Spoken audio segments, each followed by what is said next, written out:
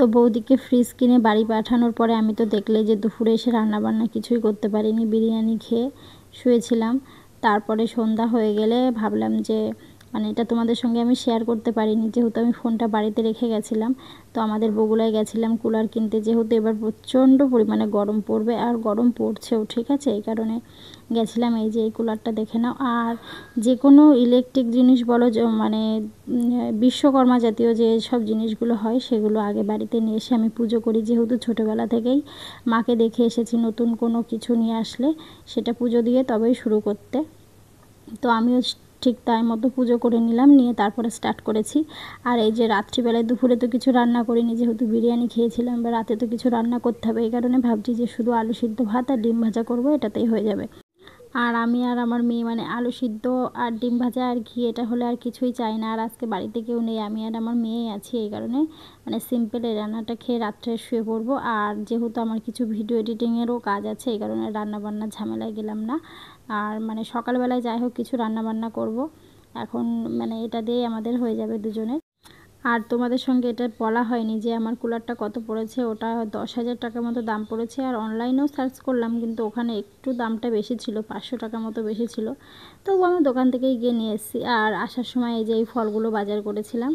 আর ঘরে রঙেরও কিছু কাজ বাকি আছে, ওটা আমিই করবো, এই কারণে আমিই কিনে নিয়ে এসেছি।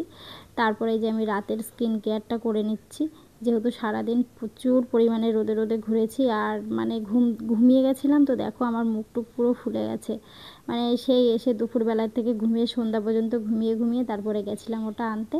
আর এখন অনেকটাই রাত হয়ে গেছে, তাও প্রায় 10টা থেকে 10:30 বাজে। তো এখন আমি স্কিন কেয়ারটা করে নেব, করে তারপরে শোবো। আর এই যে এই টোনারটা দেখছো না, যেটা ইউজ করছি, এটা হচ্ছে আমি এই নতুন নিয়েছি, এটা খুবই ভালো, মানে 1 সপ্তাহ মতো ইউজ করছি, খুব ভালো, মানে স্কিনটা অনেকটা গ্লো করেছে।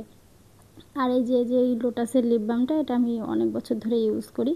তারপরে দেখো এই যে মানে অনেক সকালে করে উঠে পড়েছি, যেহেতু মেয়ের স্কুল আছে, আর মানে ঘরে আলো জ্বলছে, মনে হচ্ছে যেন রাত রাত, কিন্তু না, এটা হচ্ছে সকালবেলায়।